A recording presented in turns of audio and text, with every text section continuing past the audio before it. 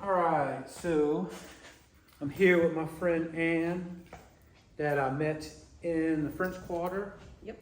She had a gallery 2 blocks down from Yep, me. we was neighbors. Yep. And I just moseyed on down into your spot one day, checking out your work, and I met you, and you were like this very nice woman. Hey, come on over, come to dinner, have a drink. And we just became friends. And so let's talk a little bit about your art history, because you have a very, very deep history in art. Yeah. You are from Washington, D.C.? That's right. I'm probably one of the very few natives, because nobody's from Washington. You know, it's a government town. So, but art has always been in my life. I was listening to Isabel, because we're, similar, but she grew up in an art place, and I grew up in a very art family. So my father was importing prints from Spain when I was a kid. To wash dishes in my kitchen when I was growing up, you had to lean like this because there was 5 paintings in front of you, right? So it was like art was everywhere. My dad had a picture framing business, and so I mean it was just something I grew up with. I was in the barn where he had his framing, and we had all these back then real hippies, the Hearst brothers. They were there from California, and they were doing subversive posters against the Vietnam War, right? Wow. So, and we were selling those out the back of the gallery. So I mean, it's just always. So your dad had a gallery? He did, yes. And he was a framer? And he was a framer too. And then he began importing prints from Spain, and we would go, and then the Spanish artists would come over, and they'd be in the house, and so it was very, very. My dad was an entrepreneur, so there was all kinds of projects always going on all the time. Right. So, but art was always. So you, since a child, you were just born into this. Yeah, and it was like, and again, it was like there were art people around me, and it was just something that I always saw. So that's why when you look at my paintings, and people are always saying like, well, there's just so many different styles and this and that. It's really, I think that I would say that my art is very referenced. I would have crushes on different schools of art, like. This was my German expressionists, and I love them phase, and this is when I like fashion illustration from the 60s. And so I saw it because it would come into my father's frame shop. And then the artists would come also. So, and then when we opened a gallery in Alexandria, Virginia when I was a kid, and it was a converted bakery, and I remember we had an ad on the radio, and it had the purple elevator shaft, because that was the window, and we had all those posters, of the day, because the posters were a big thing. And again, it was like it was a rough time then for the country, like it is now. And it was, so I think about that sometimes, about the people making art then, kind of like making it now. It's kind of kooky, So Right. And then so you started painting on canvas when? Yeah, not mostly like most kids. Drawing is the thing, because it's easy. And so I thought paintings were hard, and I didn't really want to get involved. When you get your first watercolor set when you're really little, and it's just blotty, and it's like, you're like, I hate this stuff. Like, give me some markers or something, Mine was the little cups, the little. Yeah, oh my God, cups. And then you got these bad shaped brushes, Yeah. But then if you were me, we had artist friends, and then they would bring me like, Arches paper. Yeah. And a box of oil pastels that would just make you just like you freeze. They're so like 1,000 colors, like, and there are trays, and she's like, okay, just play with that, and you'd be like, oh. But painting was always intimidating to me.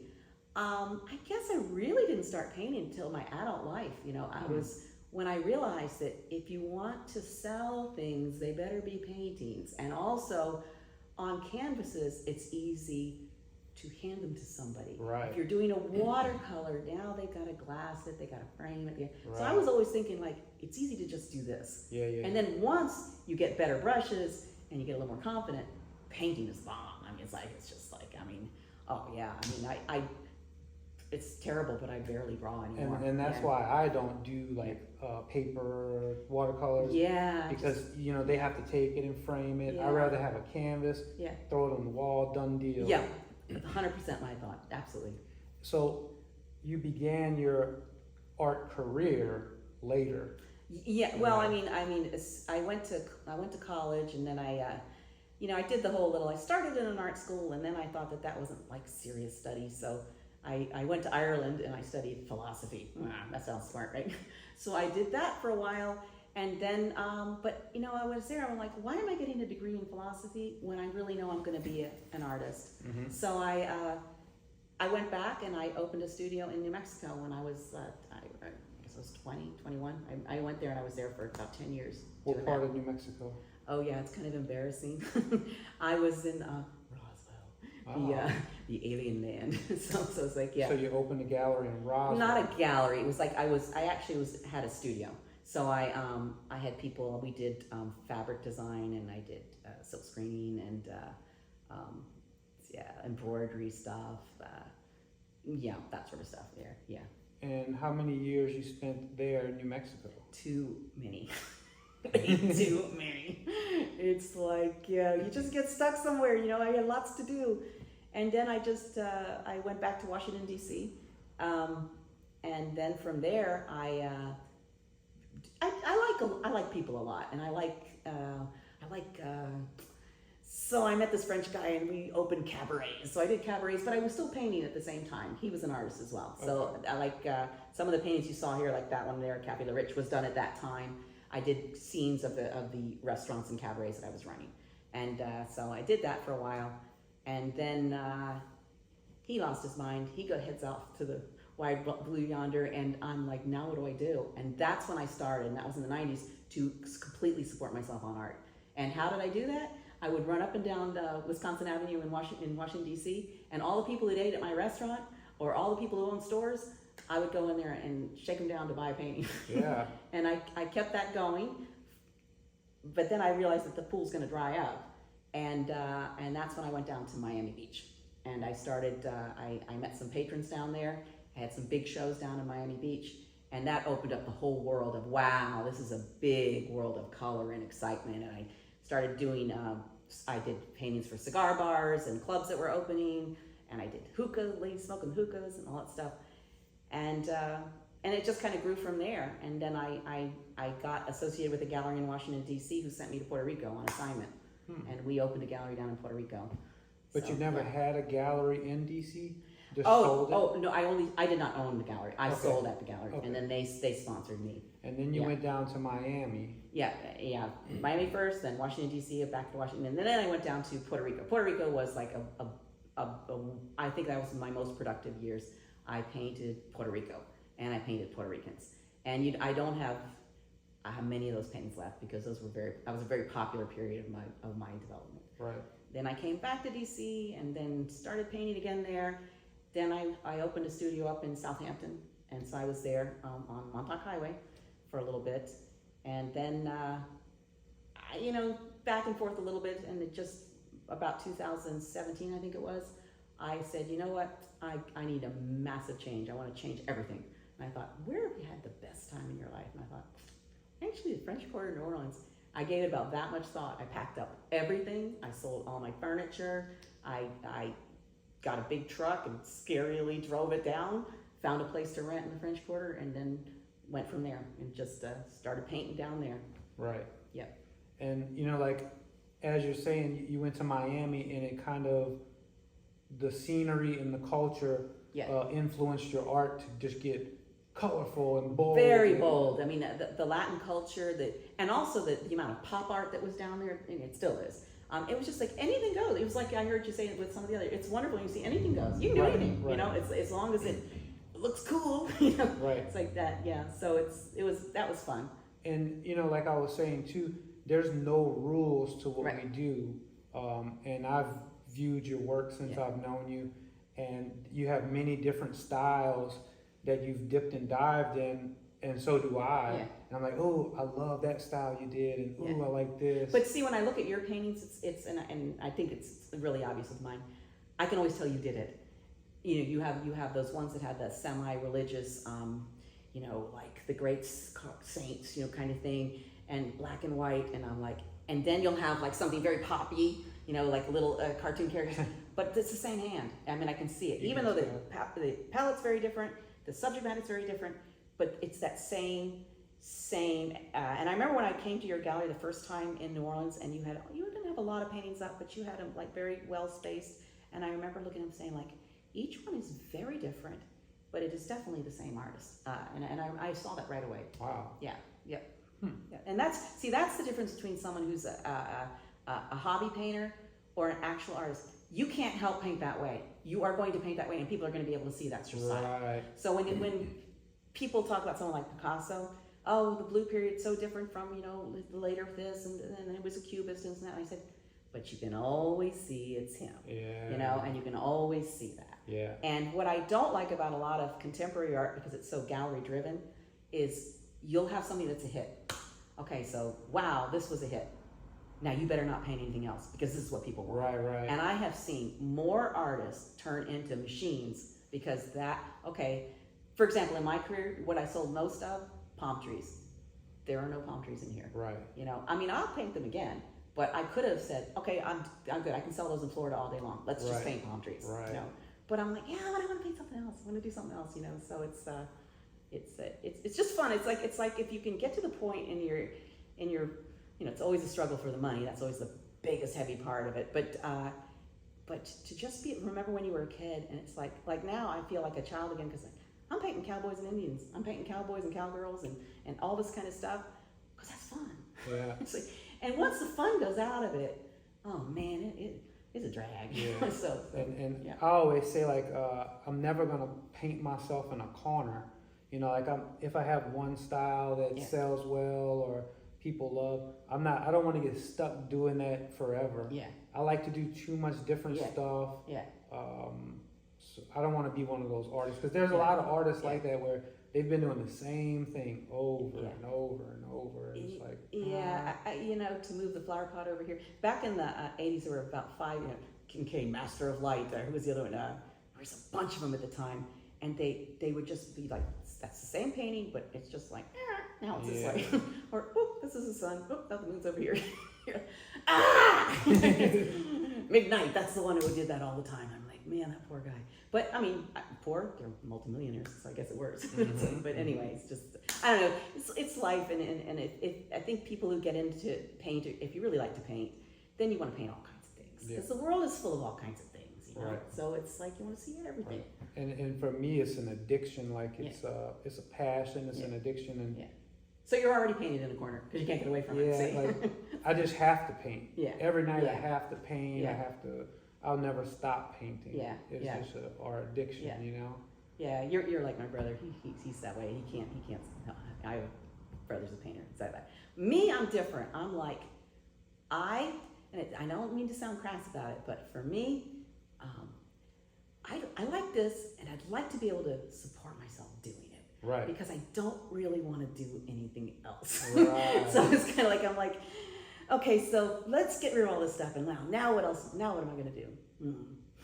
I'll do that. Yeah, we're kind of beating the system. Yeah. Sometimes you feel like you're like cheating, you know, you're cheating life. Well, I never feel that way, but I'll tell you, it just feels, you're like, it's cool. Like today I was painting coyotes, and I'm like, never painted a coyote before. This is fun. It's like, oh yeah, they have like longer ears than wolves, right? And then they're kind of like this browny color. So it's like fun, you know. You're like working on all the little colors. So again, it's like art is a very childlike thing. Like Picasso says, he says, everything I ever learned about art, I learned from my children. It's because, and this is the thing, when kids are little, it's one of the first of the creative things that all children do. All children draw. There isn't a child who doesn't. First, there are all these strange circles and things, but I'll challenge you to find a kid who does not draw, right? Right. It's like, but it's about the age of 9 when kids begin to think, some don't have an interest anymore, but a lot of it is, I'm not good at this, you know, and people are starting to advance, and I'm not. So you get rid of it. But what they don't understand is that joy that was in the first things when they thought, isn't that great? You know, you'll never see a 4-year-old who doesn't think they're a master. Right. That communicates into what they did. And when you spend a lot of time, like I do, seeming to be worried about the financial part of all this, that can go away. Mm-hmm. And then you're just like that 9-year-old, like, is somebody thinking I'm skilled enough? Are they going to think this was a hard enough painting to do? And it's like, it's not about how hard it is. Right. It's how much you can put into it so that it talks to people. Yes. And that's it. And to me, that artwork is like, especially like children's artwork, to me is like pure, raw, from the soul. Yep. And that's why myself, I don't like to like be perfect or have perfection. Yep. I want it to look raw and gritty and from the soul. Yeah, and again, like sometimes I go the opposite because I'm like, I'm just gonna like knock their socks off with all the detail on this. But you can lose, that first spark of that painting, and you got to know when to stop. That's the question I have for you. When do you know a painting's done? It's never done. Yeah. Because I've had those same questions too, and I think about that, and it's like you can go grab a painting out the back right now that one right there that's from 30 however many years ago. You can grab it tomorrow, mess with it again. It's not done, right? Yeah. So to me, art's never done. You just let it go. Yeah. You just let that piece get away from you. Yeah, it's interesting because there's always a precise moment, and again, it's not that I say, oh, that's finished, can't finish. I'm just like, and that's that. And I'm like, and then I'm like, it's time to varnish or sign it or whatever, frame it, whatever. But I'm like, and that's the end. Yeah. Done. And sometimes, like, if it's like stressing you out or like giving you anxiety, and you're too caught up on it, for me, I'm just like, fuck it, it's done. Yeah. Yeah. Oh yeah. Oh, I've done that. Like, it's done. Yeah. Fuck, get out my face. No, it's fun because I've listened to all your other interviews, and I love when you're talking to Tanner, and he's like, man, it takes me like forever to do this thing, and you're like, yeah, wrap it up, get it done. But sometimes it's like, I mean, I do a lot of portraits, and I remember I had this friend of mine sit for me, and she was sort of hyped. She would not sit still, and I painted her. 40 minutes into the painting, I'm like, it's done. It's one of the best portraits I ever did. I never touched it again. She never sat still for me. I still think of that painting of Sarah sitting on the couch with her crazy hair, and I'm like, she says, what do you mean it's done? I said, no, it's done. Yeah. I've never had that happen. A good practice I've tried before, give yourself a time limit. Yeah. Be like, okay, I'm gonna do this painting in 1 hour. I got 1 hour to do it. And see the difference in that painting from something else. Yeah. You know, that's a good practice to do also. Sounds horrifying. It's fun. I mean, you get something new and you're like, I kind of like this. Yeah. You know? Yeah. But I don't know. So all these places you've experienced and had galleries and whatnot, these cities, what place have you enjoyed or you felt the best at or was the best time for you? Oh, artistically, what was the best time? Man, you know, it's going to sound cliche-ish, but every place is so different. Okay. And it's sort of like somebody asking you, what's your favorite painting you ever painted? Yeah. And I'm always going to say that I always have one answer, the one I'm working on now. Right. That is always my baby. Yeah. So I guess right now I'm loving Texas because that's where I am. Yeah. You know, so it's like no, I really feel that way. I feel like it's very difficult to compare the places. Like Puerto Rico and Southampton couldn't be more different, you know, but I did some great paintings in both places. Right. You know, I did like Puerto Rico better, I will admit that.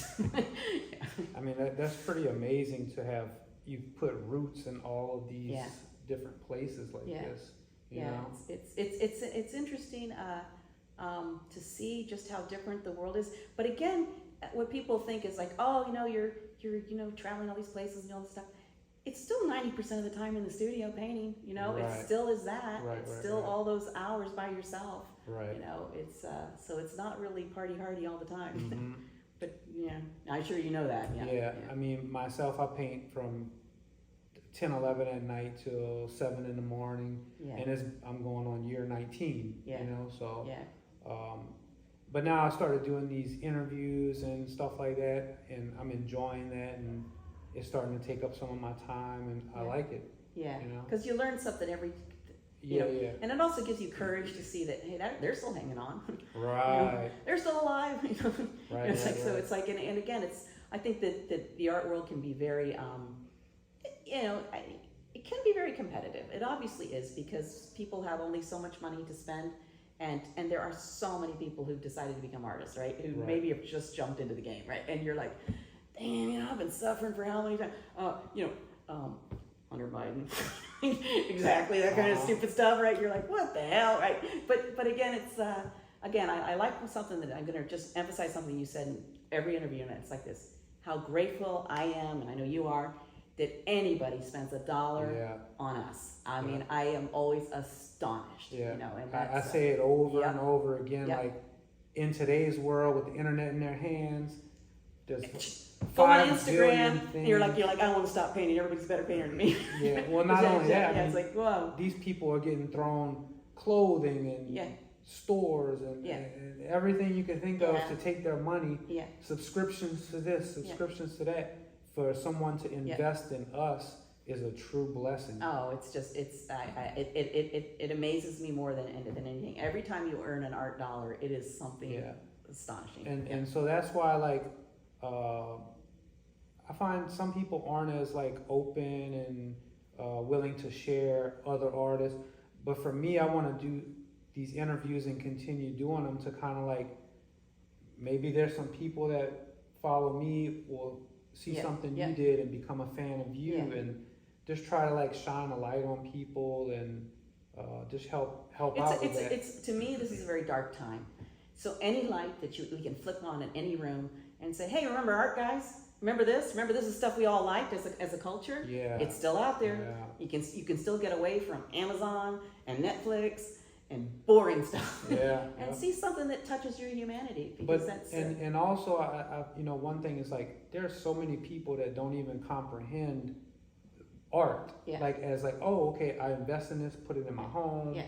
You know, like why? I mean, why would you do that? There's so many people with just nothing on their walls. Yeah, no, that's always going to be, but I just think that it's a great consolation to see that there's still other people making it, that there's still people who are interested in it, but it's it's a very oversaturated field, like everything is now because of the internet. Everything is everywhere. Yeah. And it can start making a flatness to it or an overexposure. Yeah. And that's to have a little tulip of art pump up through the sidewalk and say, it's still coming up, authentic. So that's why I think it's one of the biggest, challenges now. And you're really good at that. Is just keep true to what you're doing. Yeah. Keep that truth in there. And it's a real thing. It's not just an art talk. It's a real thing. And we know when we're compromising right away. We're like, oh yeah, that was a bit of a sellout there. Yeah. But generally, that's one thing I always admired about you. Thank you.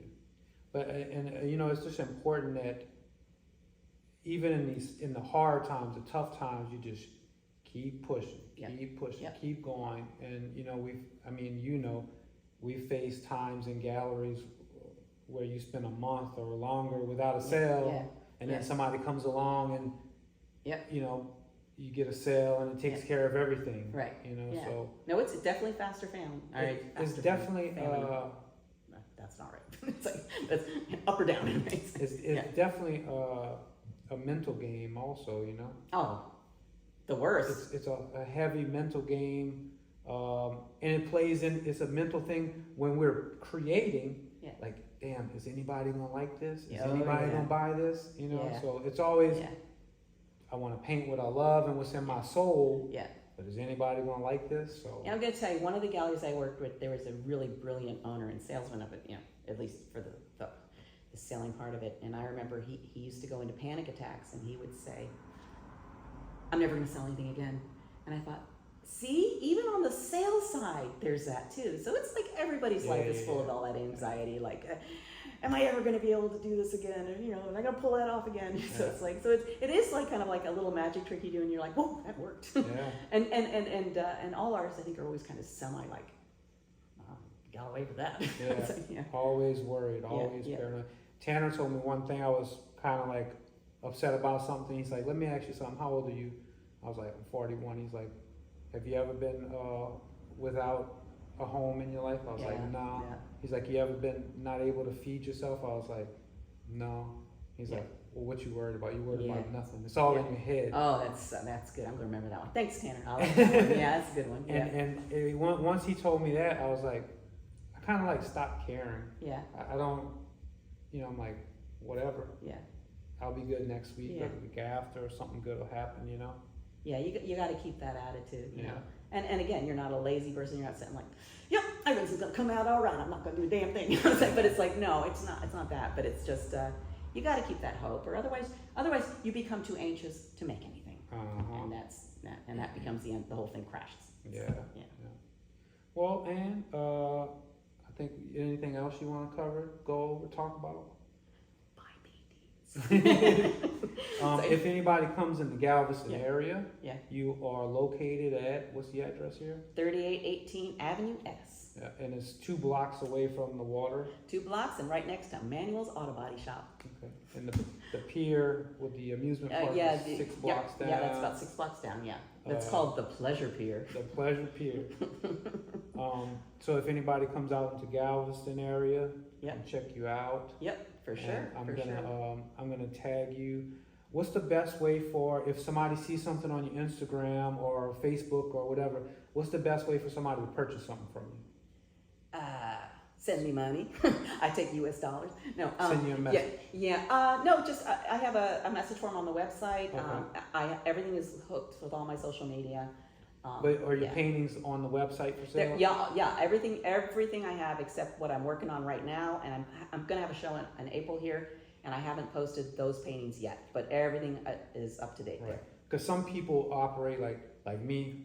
I post my shit on social media. Yeah. Send me a message. I'll give you the price. I don't even have a website. Yeah, You know, I've got everything except the new Texas paintings are not there yet, but they will be shortly. So. Okay. But everything's on there, absolutely everything. Okay. Cool. Well, all right, Lane. And Lane. yeah. I appreciate you inviting me in Oh, today. it's so nice. I mean, I've always loved you, and you're a super popular personality in New Orleans. I told all my friends there, I said, guess who's coming to see me? And they're like, oh. I miss going by your place and visit and go upstairs and see everything. It was just like a museum. Yeah. The bottom floor is full of art. Yeah. You go in your apartment upstairs. That's my Parisian apartment. It's plastered with art, and I love your stuff. It's like I don't even know what to call those styles, but it's just like I don't know. It's very art driven. Yeah, it's just all the art that I've looked at in my life, and I can see pieces of it everywhere. All my favorite paintings and favorite artists. Yeah. It's very good. But I'll tag you for people to follow you. Yep. I'm gonna post this to YouTube, Instagram, and whatnot. Yeah. And I appreciate you doing this because I know you're 10 days on the road and you are beat. Yeah. I know that. Yeah. You got to get home, get at your own little bed. I'm dead tired from being on the road. Yeah. So, It's good to get out there, but it's good to come home. yeah, I'm dead. So. All right. All right. We live to another day. All right. Okay, go Art.